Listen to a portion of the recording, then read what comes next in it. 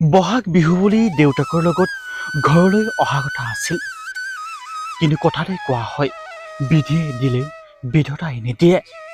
পুৱাই উঠিয়েই দেউতাকলৈ ফোন কৰিছিল, দেউতা আজি মই ঘৰলৈ যাম। সেই মৰ্মে দেউতাকে হোষ্টেলৰ পৰা ঘৰলৈ নিবলৈ আহিছিল।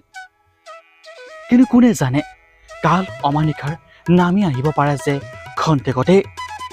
কটন কলেজৰ এগৰাকী ছাত্ৰীৰ লগত সংঘটিত হৈছে এক হৃদয় বিদাৰক ঘটনাৰ। বিহু বুলি ঘৰলৈ আহিবলগীয়া কথা আছিল তাই, কিন্তু হঠাৎ হোষ্টেলৰ ভিতৰতে মৃতৰে পাই হতবাক হৈ পৰিল দেউতাক।